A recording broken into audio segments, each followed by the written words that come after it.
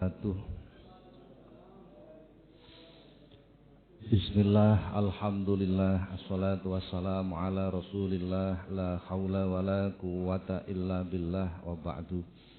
Ila hadratin nabiyil mustafa Muhammadin sallallahu alaihi wasallam wa alihi wa azwajihi wa auladihi wa dhurriyyatihil kiram wa ila jami'i baqiyati sahabati wa tabi'in wa syuhada'i wa salihin wal ulama'il amilin wa musannifin wa mu'allifin wa jami'il malaikatil muqarrabin wa sadatina sufiyatil muhaqqiqin nususan ila sultanil awliya Syekh Muhyiddin Abdul Qadiril Jilani wa sairil awliya illah wal awliya tis'ah wa ummahatina wa abaina wa ajdatina wa jaddatina wa masyayikhina wa asadidina wa muallimina wa dawil huquqil wajibati alaina wa alal haudirina fi majlisina hadha khususan ila man fataha hadil qaryah wa khususan ila mu'allif hadal kitab asy-syaikh al-imam Jalaluddin bin Kamaluddin as-Suyuti radhiyallahu anhum sayulillahi lahumul fatihah. A'udzu billahi minasy syaithanir rajim. Bismillahirrahmanirrahim. Alhamdulillahi rabbil alamin. Ar-Rahmanir Rahim. Maliki yaumiddin. Iyyaka na'budu wa iyyaka nasta'in. Ihdinas siratal mustaqim. Siratal ladzina an'amta 'alaihim ghairil maghdubi 'alaihim waladdallin. Amin. Para jamaah, alhamdulillah sore hari ini kembali kita dipertemukan oleh Allah di majelis yang penuh dengan keberkahan ini. Mudah-mudahan apa yang kita laksanakan dicatat oleh Allah sebagai amal soleh. Amin, Allahumma amin. Para jamaah, kita lanjutkan kajian kita sampai bab 3, hadis nomor 3. Masih menerangkan tentang keutamaan Bismillahirrahmanirrahim. Hadis yang ketiga. Bismillahirrahmanirrahim. Qala al-musannifu rahimahullah ta'ala wa nafa'ana Allah bihi wa bi'ulumihi wa ada alaina min barakatihi wa asrarihi fid dharaini amin. Wa qala sallallahu alaihi wasallam lan dawuh sapa Kanjeng Nabi sallallahu alaihi wasallam, man utawi sapa wong iku kala ngucap sapa man Bismillahirrahmanirrahim ing Bismillahirrahmanirrahim marotan saambalan lam yapqa maka ora ana keri min dzunubi saking pira-pira dosane man apa dzarratun dosa pira-pira dosane man dzarratun sak bubute semut pudak. Rasulullah menyampaikan barang siapa yang mengucapkan Bismillahirrahmanirrahim sekali saja, maka tidak tersisa sama sekali dosanya. Entek dosanya. Yang dimaksud adalah dosa kecil dan dosa yang kaitannya dengan Allah. Dua. Jadi membaca Bismillahirrahmanirrahim sekali saja, entek dosanya pun. Hadis. Kecuali dosa yang hablum minan nas. Sampeyan bar nyolong pencite tangga ya, terus maca bismillah, tidak bisa dihapus itu. Karena dosa yang katanya hablum minan nas itu wajib al-baro'ah. Al-baro'ah itu njaluk ridane sing disalahi. Meminta maaf kepada orang yang, jadi dosa yang hablum minan nas itu lebih berat. Lebih berat sebenarnya. Kalau hablum minallah itu tidak ada kaitannya dengan baro'ah. Jadi khusus kepada Allah. Makanya kita diperintah justru yang lebih hati-hati itu berinteraksi sosial. Sebaliknya, ketika kita baik dengan orang lain, pahalanya pasti lebih banyak. Pasti. Coba, ada sebuah hadis. Idkhalu surur ala qalbil mu'min khairum min ibadati sittina sanatin. Menyenangkan hati orang mukmin itu lebih utama daripada ibadah sunnah 60 tahun. Sampai poso sunnah Mamane kaya poso Rejeb lah, poso sunah. 60 tahun tahu apa ora? Itu kalah dibandingkan menyenangkan hati orang mukmin. Ya. Jadi justru ibadah sosial itu tertinggi nilainya. Ini yang banyak orang tidak paham. Jadi banyak orang Islam sendiri itu menganggap yang penting sholatku apik, poso, maca Quran, bahra kenal tonggo, nggak ada kepedulian. Lah itu malah keliru. Malah kebalik sebenarnya. Kebalik. Karena akhlak itu nomor satu. Dalam hadis ini disebut orang membaca Bismillahirrahmanirrahim sekali saja, maka tidak tersisa dosa-dosa kecilnya. Dosa kecil. Habis semuanya itu kecuali yang hakul adami, kaitannya dengan manusia. Apakah begitu hebat Bismillahirrahmanirrahim itu? Iya. Al-Habib Abdullah bin Alwi menyatakan, wa talib nafsaka bihaqaiqiz dzikri wal ittisafi bima'aniha. Berusahalah engkau untuk benar-benar memahami hakikat dari zikir serta meresapi sifat-sifat makna dari zikir itu. Lah zikir yang seperti inilah yang mempunyai pahala seperti itu. Jadi zikir itu nanti ada babnya sendiri, bab 20, nanti saya suwi. Jadi zikir itu bukan ucapan. Bukan ucapan. Zikir itu artinya ingat. Ketika kita membaca Bismillahirrahmanirrahim, maka kita harus paham betul apa itu Bismillah. Di awal keterangan sudah kami sampaikan terjemah Bismillahirrahmanirrahim, kemudian beberapa sifat-sifat dari makna Bismillahirrahmanirrahim. Ketika kita menyebut Bismillahirrahmanirrahim, hati kita, pikiran kita itu memahami sifat dan makna zikir itu. Ini yang dimaksud. Jadi tidak hanya mengucapkan. Hanya mengucapkan ya tetap berpahala, tetapi tidak akan sampai pada habisnya dosa sebegitu banyak. Ngomong dosa kalau jenengan jelas padha akeh dosane lah. Nah, yang penting bagaimana kita berupaya agar dosa-dosa kita itu diampuni oleh Allah. Itu upaya kita. Hadis yang lain. An Jabir bin Abdullah qala. Begini para jamaah. Jadi hadis itu tidak mesti qala Rasulullah. Tidak mesti begitu. Apa yang dimaksud hadis? Ma udhifa ilan nabiyyi qaulan wa fi'lan aw takriran. Apa-apa yang disandarkan kepada nabi, baik itu ucapan, perbuatan ataupun ketetapan, itu disebut hadis. Terkadang Rasulullah itu enggak mengucapkan tapi melakukan. Enggak mengucapkan tapi melakukan.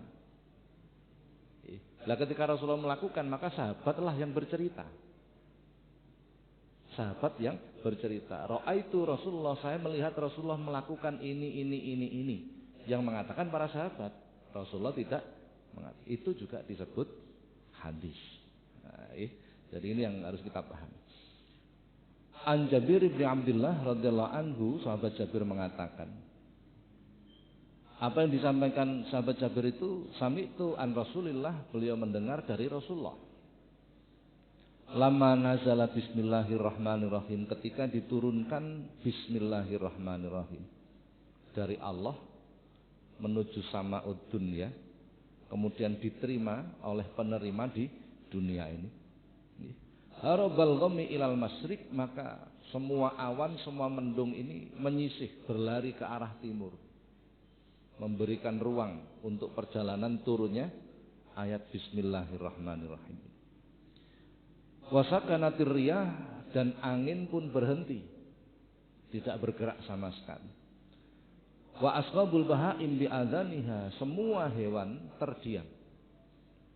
Warujumatis sayatin minas samai, dan semua setan terlempar dari langit. Pertemuan yang lalu sudah saya sampaikan setan itu sifat. Jadi yang dimaksud di sini itu adalah sifat-sifat kejelekan yang menempel pada makhluk. Semua jin itu terlempar dari langit, terlempar semua ketika bismillah itu diturunkan. Wa qalafallahu azza wa jalla, kemudian Allah bersumpah biizatihi, dengan kemuliaan Allah, la yusama ismahu ala saqamin ila syafa', tidaklah dibaca namanya di hadapan orang-orang yang sakit kecuali Allah memberikan obat atau menyembuhkan. Wala yusamma ismuhu ala syai'in illa barik fihi, dan tidaklah dibaca namanya terhadap sesuatu kecuali sesuatu itu menjadi berkah. Allah bersumpah itu. Allah bersumpah. Jadi kalau dalam Al-Quran itu banyak sumpahnya Allah itu menggunakan huruf wawu, namanya wawu qasam. Wawu qasam itu tandanya mesti majrur. Wattini, kasroh itu majrur. Itu namanya wawu qasam, artinya sumpah. Wassamai, tidak boleh dibaca wassamau. Kalau dibaca wassamau itu nanti wawunya jadi wawu ibtida, artinya dan. Kalau wassamai itu artinya demi, karena itu sumpah. Wis paham ra paham pokok tak omongno lah. Itu tata bahasa Arab itu.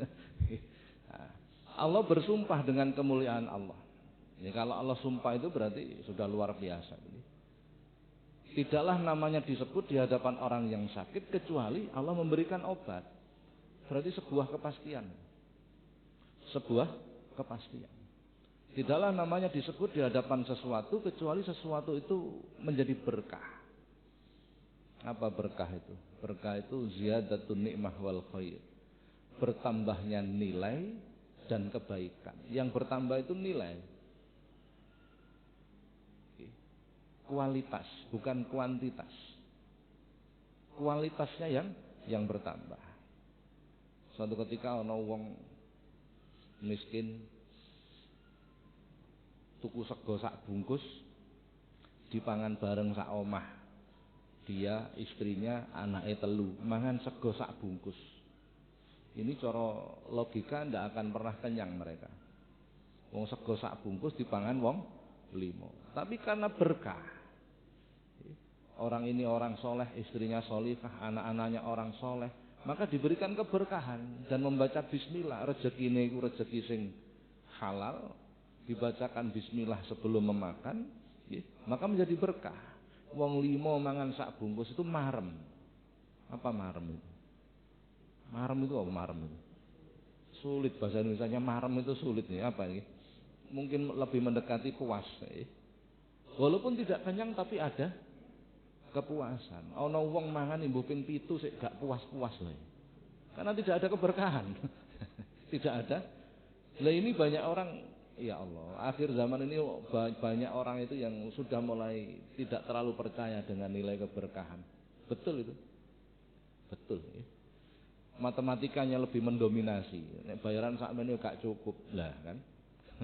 Matematikanya lebih mendominasi. Padahal setitik kok diparingi berkah, pasti cukup. Karena ada campur tangan Allah di dalamnya. Zaman ini zaman orang wis gak patek percaya karo barokah. Karo berkat percaya, karo barokah ora patek. Ziyadatun nikmah, bertambahnya nilai kenikmatan, wal khair, bertambahnya nilai kebaikan. Menjadi lebih baik terus. Mangan sego sak bungkus tambah kebagusan. Masuk ke dalam tubuh sesuatu yang halal, sesuatu yang berkah, menjadi darah, menjadi daging. Karena muncul dari sesuatu yang berkah, maka selalu terdorong untuk melakukan kebaikan. Selalu terdorong untuk melakukan kebaikan. Kok rezeki sing digawe tuku sego iku haram, hasil teko mbujuki kanca apa korupsi apa piye, arep maem lali gak maca bismillah pisan, masuk ke tubuh kita, menjadi darah, menjadi daging dari sesuatu yang haram, maka kita akan tercegah untuk melakukan kebaikan, nglakoni kebagusan. Wabot sholat jamaah ya abot, Alasane akeh. Mas sembahyang dhewe lak gak apa-apa sih, Pak. Akeh alasane iki. Dijak ngaji ya arasen. Dijak maca Quran ya ana wae alasane iki. Dijak wiridan keturun. Macam-macam lah alasane iki. Itu antara lain sebabnya dalam tubuh kita bercampur dengan sesuatu yang haram. Sehingga tidak ada keberkahan. Nah, ini berkah itu seperti itu. Tuh. Jadi ketika bismillah itu diturunkan, kejadiannya seperti itu. Kejadiannya seperti itu. Ana wong lara diwacake bismillah. Bar ngaji iki, setelah ngaji diterangkan, nek diwacake bismillah Allah memberikan obat. Begitu ketemu wong lara diwacakno bismillahirrahmanirrahim. Bualeni bolak-balik kok gak waras-waras. Pertanyaannya pertama, sing maca ini bagaimana? Apakah yang membaca ini betul-betul zikir? Pertama ini, apakah sudah betul-betul memahami makna-makna sifat dari bismillahirrahmanirrahim? Apakah sudah memahami hakikat dari bacaan bismillahirrahmanirrahim?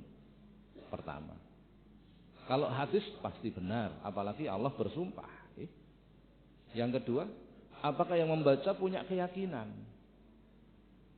Kalau tidak punya keyakinan, ya podo aja, kan begitu kan? Jadi saya dulu di pesantren itu punya kawan rada lucu. Jadi ketika kiai menerangkan banyak keutamaan zikir itu, waktu itu membahas ayat kursi. Ayat kursi itu menjauhkan setan, menjauhkan semacam-macam lah. Suatu ketika pulang kampung, lewat kuburan. Ini anaknya penakut ini. Lewat kuburan ini diwedeni. Diwacake ayat kursi. Loh, setan ini malah murui. Maksudnya lari dia. Begitu sampai pondok pas mijeti kiai itu ceritalah dia. Karo kiai diguyu. Kowe maca ayat kursine piye? Nggih kula waos yai kalih ndredeg-ndredeg. Lah nek ndredeg iku jenenge gak mantep atine. Lah berarti problem toh. Tidak ada keyakinan dalam dirinya. Itu dari pihak yang membaca. Dari pihak yang sakit. Kalau sakit itu merupakan ujian, insya Allah cepat sembuh. Tapi kalau sakit itu merupakan azab, sebelum dia bertobat, sulit untuk sembuh. Tuh, jadi banyak hal faktornya. Jadi jangan keburu kita menyalahkan, hadisnya bener korah. Wah, itu nanti jadi orang yang ingkar sama Rasulullah. Berat itu. Ya. Orang yang ingkar dengan Rasulullah. Berat itu. Ya. Jadi kita tidak boleh ragu itu tidak boleh. Harus kita analisa dulu kenapa-kenapanya. Kita lanjutkan. Wa qala sallallahu alaihi wasallam lan dawuh Kanjeng Nabi sallallahu alaihi wasallam. Man utawi sapa wong iku katab nulis sapa man bismillahi ing lafaz bismillahirrahmanirrahim. Fajawada moko bagusi sapa man takziman krana arah ngagungake lillah marang Gusti Allah. Gufira moko di ngapura lahu kedue man. Mata qadama barang kang wis kepungkur min dambihi nyatane saking dosane man. Wa mata akhara lan barang kang keri apa man. Barang siapa menulis bismillahirrahmanirrahim, menulis saja. Kemudian dia membagusi, apa ya? Bahasa Indonesianya apa membagusi itu? Menulis dengan bagus, bagaimana tulisannya bagus lah gitu. Bismillahirrahmanirrahim bagaimana bagus, diapik-apik no tulisan. Dengan niat mengagungkan Allah, ta'ziman lillah, mengagungkan Allah. Ghufira lahu ma taqaddama min dzambihi wa ma ta'akhkhara. Dosa yang lalu dan akan datang diampuni. Gara-gara nulis saja. Hadis. Gara-gara nulis saja. Kok penak amen, Pak? Loh, belum tentu penak nih. Jadi tulisan yang baik itu ternyata mempengaruhi. Makanya kula rin apa ya? Jadi kiai saya itu kalau waktu saya diminta beliau membuat makalah, membuat kitab itu ya, saya disuruh nulis. Beliau sing matur, sing dikte, saya yang nulis. Mesti tulis bismillah sih. Pasti begitu kalimatnya.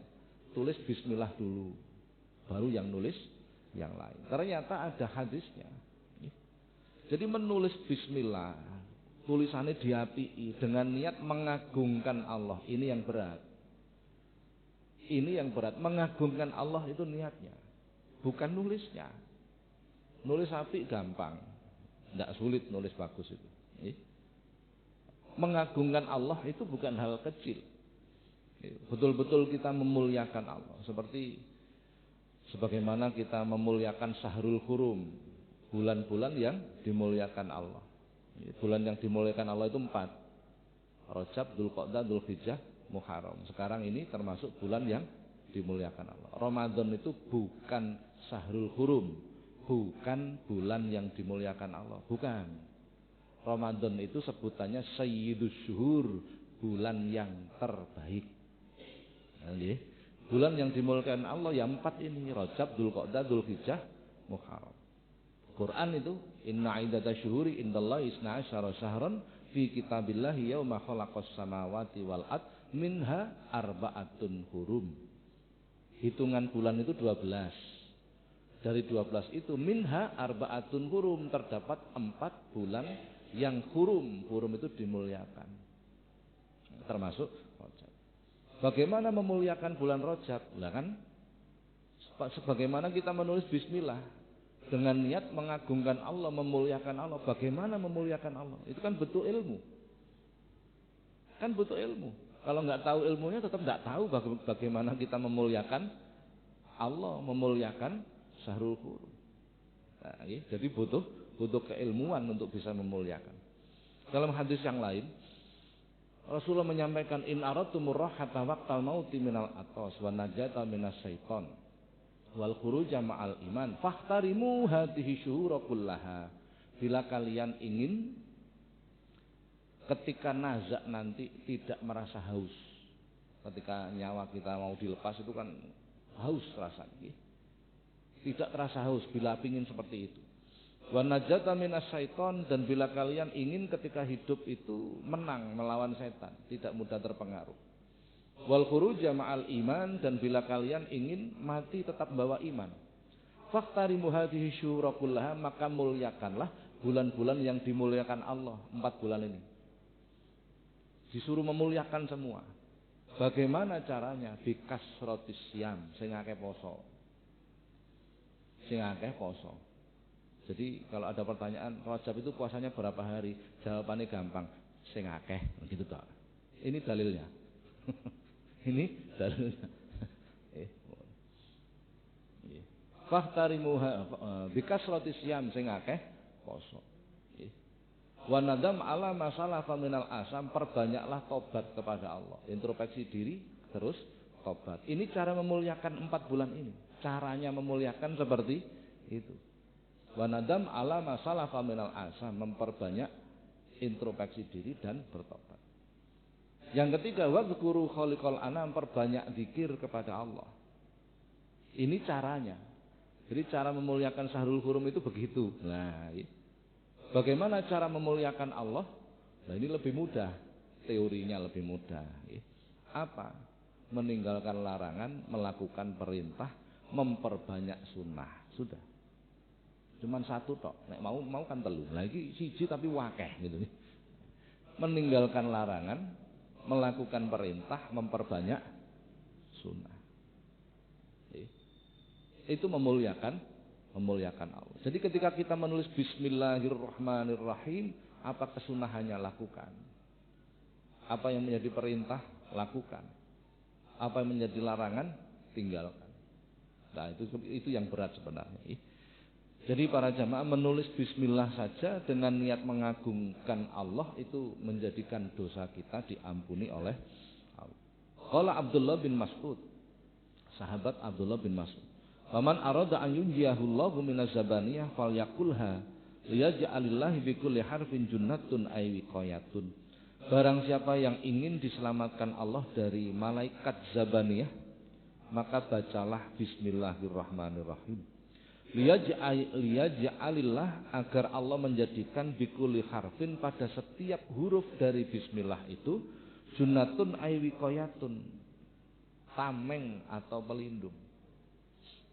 Bismillahirrahmanirrahim itu jumlah hurufnya 19. Barang siapa yang setiap aktivitasnya melakukan bismillahirrahmanirrahim, mau makan bismillah, mau keluar rumah bismillah, mau buka buku bismillah, terus pokoknya setiap aktivitasnya bismillah lah nih. Maka setiap huruf itu akan dijadikan oleh Allah pelindung dari malaikat zabaniyah, malaikat sing bagian ngurusin rokok. Malaikat zabaniyah itu dalam Quran disebut alaiha tis'ata asyar, jumlahnya 19. Sama dengan jumlah huruf. Maka setiap huruf bismillah itu akan menjadi pelindung kita dari malaikat zabaniyah. Lu kita menang sinten? Ya menang bismillah. Angger kita selalu membaca bismillahirrahmanirrahim. Hadis itu kan menyatakan apapun aktivitas yang tidak dibacakan bismillah fahuwa abtar, maka dia terputus. Terputus itu artinya tidak sampai kepada Allah. Ini harap nyambut gawe bismillah, harap napa mawon lah baca bismillahirrahmanirrahim. Itu nanti akan menjadi pelindung kita. Sebab orang yang membaca bismillahirrahmanirrahim kemudian memahami makna dan sifatnya, orang seperti ini menyadari betul sesuai dengan maknanya dan sifatnya bahwa segala sesuatu itu terjadi karena kudroh dan irodahnya Allah. Ketika menyadari seperti itu, maka orang seperti ini tidak akan bisa melakukan kejelekan. Karena memahami betul dalam setiap aktivitas kita itu ada kudroh dan irodahnya Allah. Dengan nama Allah yang maha pengasih dan maha penyayang. Segala sesuatu itu ada karena kuasa Allah, kudrohnya Allah. Segala sesuatu itu ada karena irodahnya Allah, kehendaknya Allah. Lah orang yang menyadari seperti ini pasti sulit melakukan maksiat. Pasti sulit itu. Nah kula njenengan kan maca bismillah ya mek maca, tidak meresapi makna dan sifatnya zikir. Nah itu sebenarnya belum zikir itu sebenarnya. Baru membaca. Pun. Kita lanjutkan. Wa qala sallallahu alaihi wasallam lan dawuh sapa Kanjeng Nabi sallallahu alaihi wasallam. Idza kataba nalikane nulis sapa ahadukum salah siji ro kabeh bismillahirrahmanirrahim ing tulisan bismillahirrahmanirrahim.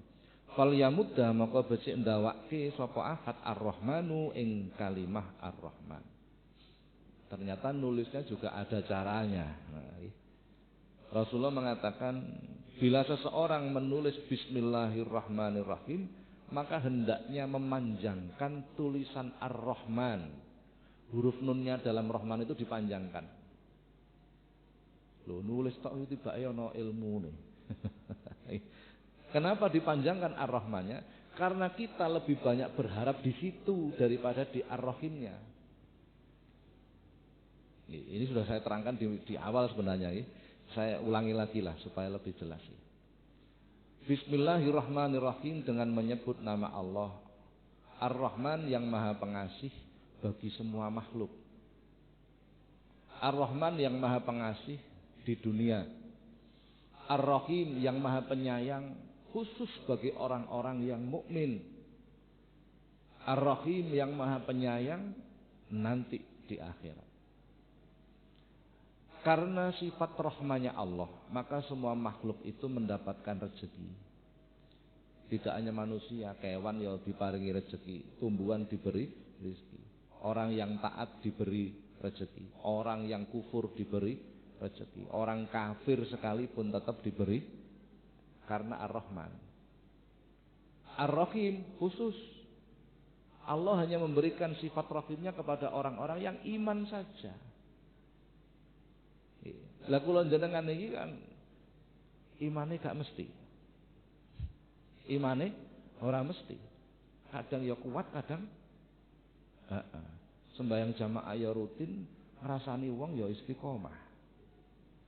Bener enggak kira-kira? Maka kita mengharap sifat rahim lebih sulit. Lebih mudah mengharap sifat.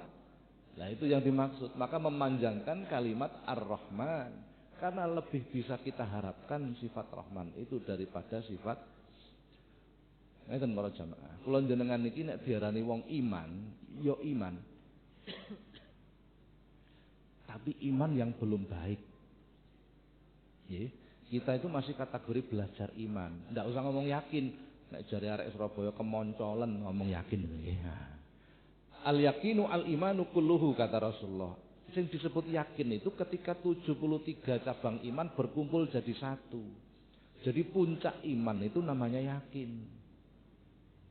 Nah kita kan belum mengumpulkan 73 cabang iman. Jadi kalau berbicara kayak yakin itu ya tadi kemoncolan nek jare arek Surabaya terlalu tinggi. Kita berbicara iman dulu. Bagaimana definisi iman menurut Al-Qur'an?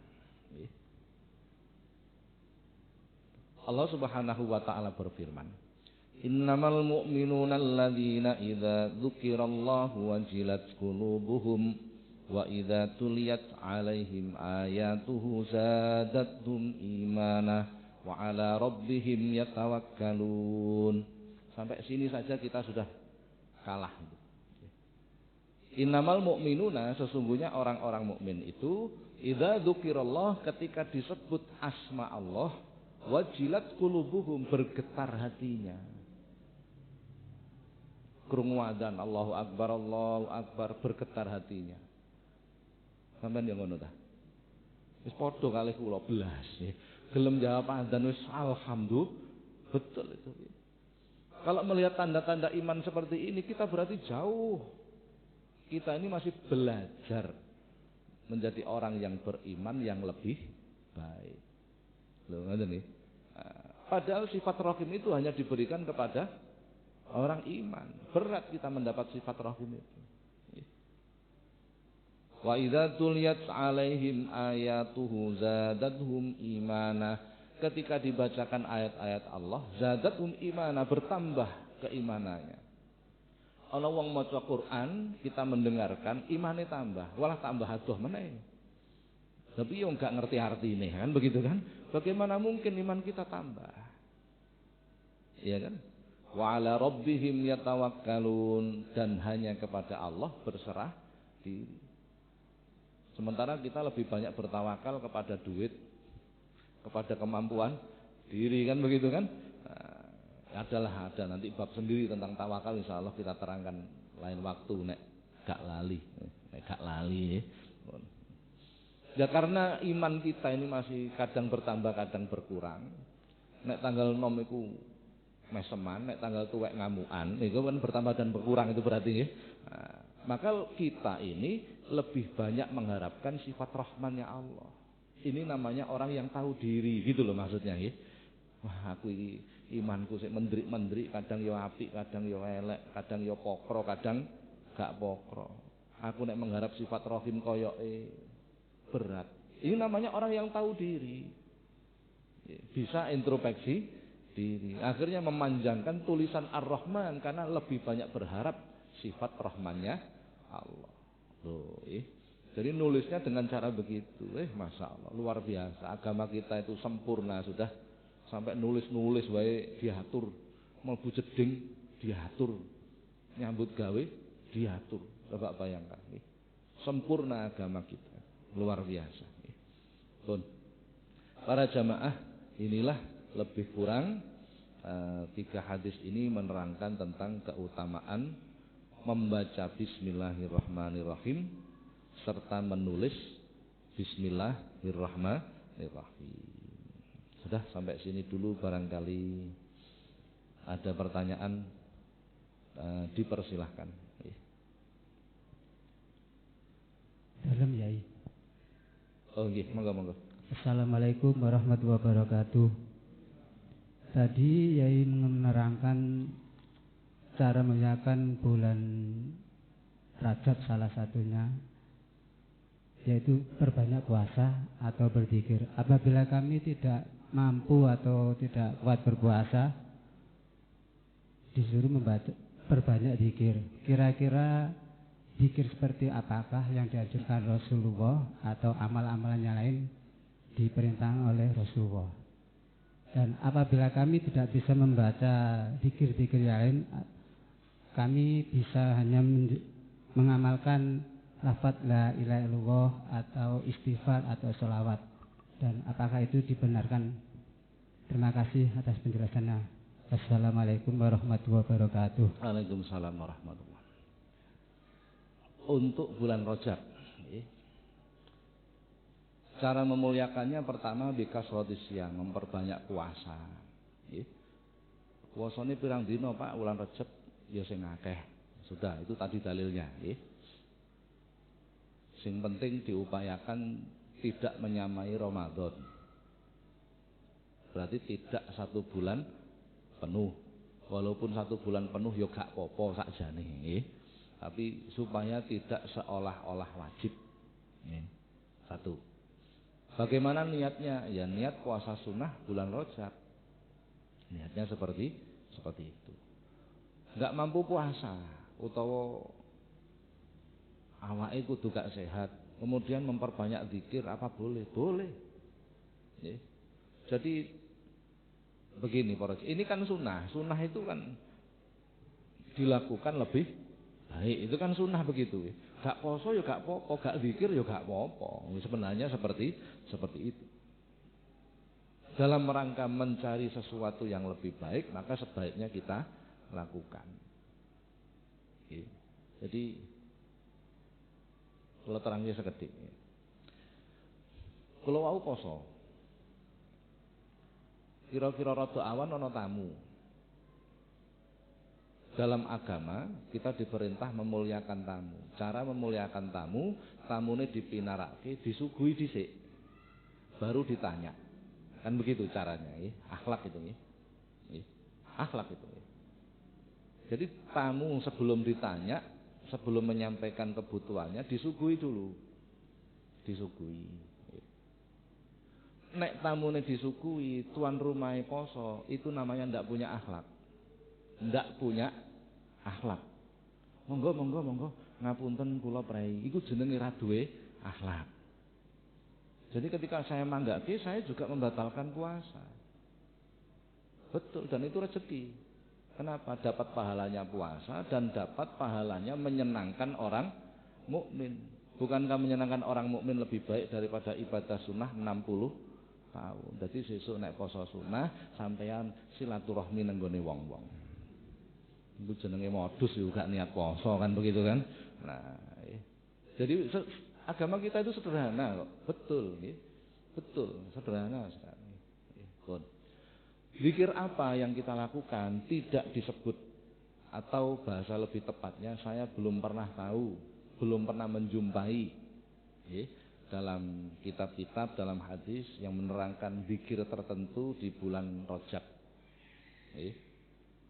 Saya belum pernah menjumpai. Nek dungane sering Allahumma barik lana fi Rajaba wa Sa'bana, itu sudah umum lah itu. Zikir apa yang tertentu saya belum menemukan. Kalau saya ngomong tidak ada, itu salah. Saya yang salah. Kenapa? Jumlah hadis itu jutaan. Yang saya pelajari baru sedikit. Jadi kalau kita mengatakan tidak ada, lho koyo-koyo aku seru hadis kabeh kan begitu kan? Nah, saya belum pernah menemukan tentang sesuatu yang tertentu yang dilakukan di bulan Rajab. Kalau Sa'ban banyak. Apakah boleh kita memperbanyak zikir la ilaha illallah atau sholawat atau istighfar? Monggo. Kan kalimatnya tadi wan nadam ala masalafa minal asam, memperbanyak tobat kepada Allah. Salah satu bentuknya membaca istighfar. Boleh. Pun napa mawon pun nggih. Bar salat zikirnya ditambahi. Monggo. Boleh, dan itu baik.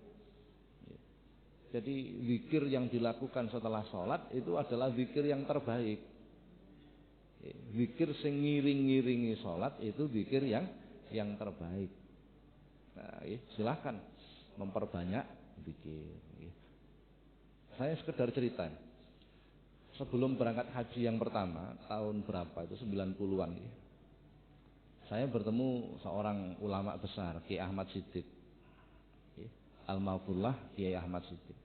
Saya minta doa ke beliau supaya keberangkatan haji itu diberi lancar, sehat, haji mabrur, terutama yang mabrur. Beliau mengatakan mabrure wong ibadah haji, wong ibadah umroh itu ibarat kita membuang jarum di tengah lautan kemudian kita cari lagi. Seperti itu sulitnya mabrur. Ibadah umrah atau ibadah haji. Akhirnya beliau memberikan gambaran, nek kowe golek dom neng dasar lautan ndak mungkin bisa. Golek magnet yang besar agar jarum itu tertarik naik. Beliau mengatakan magnet yang terbesar itu adalah membaca sholawat kepada Nabi. Akhirnya beliau memberikan amalan kepada saya. Iki diwaca nang Madinah, karena Madinah itu kota Rasul. Baca sholawat ndak usah akeh-akeh, ping 300.000 wae.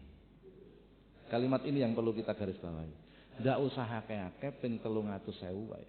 Saat itu yo langsung sepaneng kula. Kalau ibadah haji itu kan biasanya arba'in ya, kurang lebih 9 hari lah di Madinah.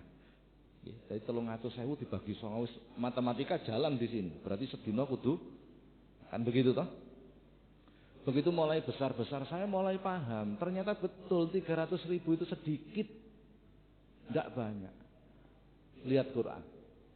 Allah Subhanahu wa taala berfirman, "Ya ayyuhalladzina amanu dzkurullaha dzikran katsira wasabbihuhu bukratan wa asila walladzi yusalli 'alaikum wa malaikatuhu liyukhrijakum minadh-dhulumati ilan nur," dan seterusnya. Ya ayyuhalladzina amanu, he wong-wong sing iman, uzkurullah, zikirlah kepada Allah. Zikir yang seperti apa? Dzikran katsira, dengan zikir yang banyak. Jadi tanda iman itu zikirnya banyak. Nek zikir titik berarti gak patek iman, aja ngomong gak iman, gak patek iman. Kan begitu artinya. Baru ketika besar itu paham, oh Masya Allah. Ternyata para ulama itu zikirnya 300.000 itu sedikit, tidak banyak. Betul itu. Dan saya membuktikan sendiri beberapa ulama-ulama itu memang seperti itu. Banyak zikirnya. Banyak sekali, betul. Jadi 300.000 itu sedikit. Coba ini ngitung sampai jempolnya itu tak pijet wae lah ya. Kemeng. Ternyata bagi para ulama itu sedikit. Coba bayangkan. Jadi zikirlah yang banyak, berupaya zikir yang banyak. Lah banyak itu pelan-pelan. Ojo langsung dipolno, nggo konslet. Pelan-pelan pelan. Jadi begitu pun apapun lah baca Quran itu zikir. Baca sholawat zikir. Sholat sendiri itu zikir. Ngaji begini ini zikir. Nantilah di bab zikir kami terangkan nanti. Tapi saya suwi bab 20 tadi kira-kira ya masih 3 tahun lagi lah. Ya kan harus berurutan ya. Iyalah sekolah itu kan juga berurutan, enggak berurutan piye. Ya memang begitu. Jadi pengajian begini ini namanya zikir. Salat itu juga zikir, baca Quran juga zikir. Afdhalul dzikri qiraatul Quran. Ya kan? Hadis itu. Nah, ya perbanyak seperti itu. Kok kesel maca Quran ganti maca subhanallah subhanallah. Kesel maca subhanallah melok pengajian. Penak. Sing kesel mung kiai ini sampean mek lungguh tok karo wangop ben 17 apa-apa nggih. Sudah kategori zikir itu betul. Betul kategori zikir. Apa boleh Pak zikir dilakukan bersama? Baik. Baik itu anjuran itu. Zikir dilakukan bersama itu anjuran. An Ibnu Abbas radhiyallahu anhu qala, sahabat Abdullah bin Abbas, sepupunya Rasulullah. Abbas itu pamannya Rasulullah. Beliau mengatakan di mana itu hadisnya?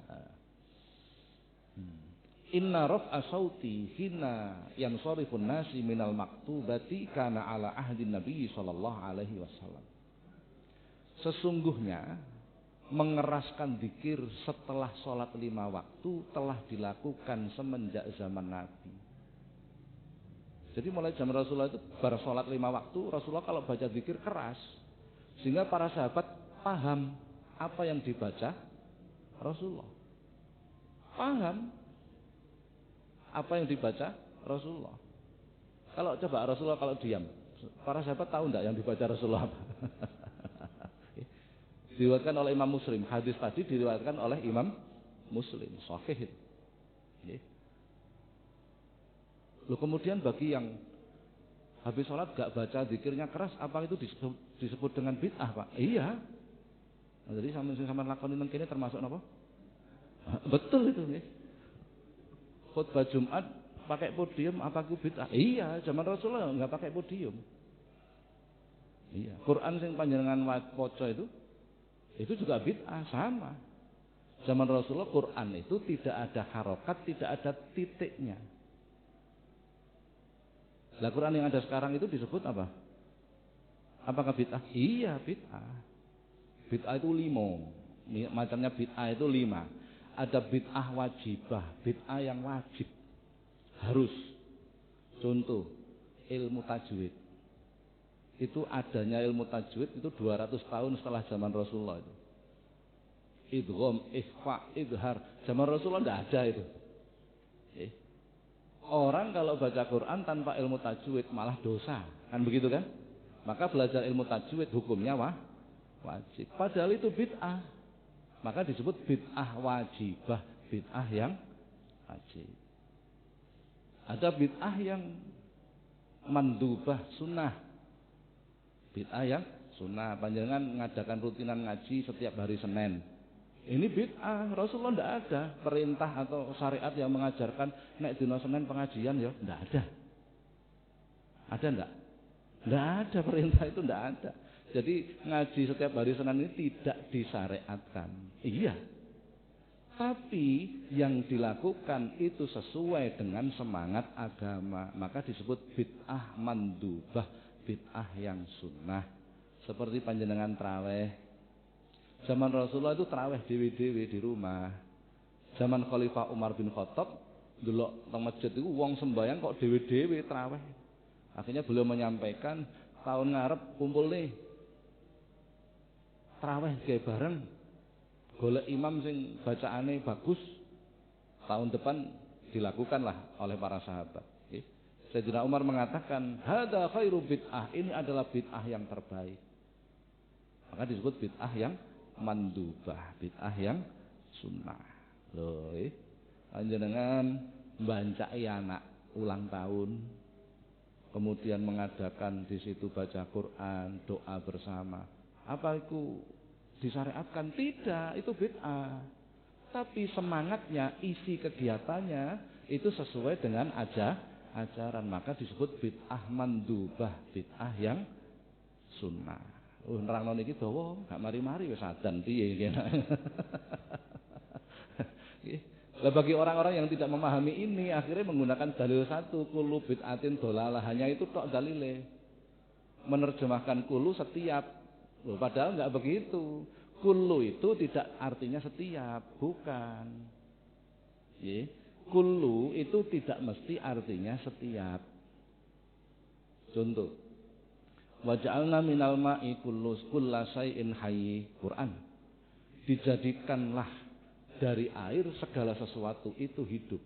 Artinya begitu. Dijadikanlah dari air segala.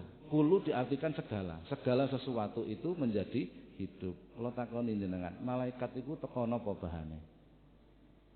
Apakah dari air? Tidak. Jin bahane dari apa? Api. Berarti kullu tidak dimaknai setiap. Bagi orang yang pernah belajar ilmu tata bahasa Arab, kullu itu kadang bermakna kullun, kadang bermakna kulliyah. Apa bedanya? Kullun itu setiap, kulliyah itu sebagian besar. Nah, itu bedanya. Lah ngeten-ngeten iki nek ora paham gur maca terjemahan pasti salah paham. Ini saya sering matur ngaji karo guru, ojo ngaji maca mengko nggarake salah paham pasti itu. Pun wonten riyen nggih. Nek kepengin dilanjutkan insyaallah pertemuan mendatang mawon lah nggih. Jadi kalau saya nggak ditanya ya nggak akan menerangkan wong babnya tidak membahas tentang itu. Nah, cuman sekarang itu masyarakat kita kan terkotak-kotak ya karena ketidakpahaman. Jadi dianggap nek wiridan itu kelompok organisasi A, nek gak wiridan kelompok organisasi B. Itu kan kebodohan massal itu namanya. Harusnya kita itu mengacu pada dasar agama. Makanya saya menyarankan tinggalkan bendera, yang penting ilmu. Sudah, kalau kita berpijak pada ilmu akan tahu mana yang benar, mana yang salah. Jadi wis enggak saatnya lah kita itu ngomong nek bar salat wiridan termasuk organisasi A, nek gak wiridan enggak saatnya. Itu yang bikin Islam enggak maju-maju itu. Itu kebodohan yang apa jenenge diajarkan turun temurun gitu ya. Jadi harus ada perubahan. Pun mugi-mugi manfaat. Al-Fatihah.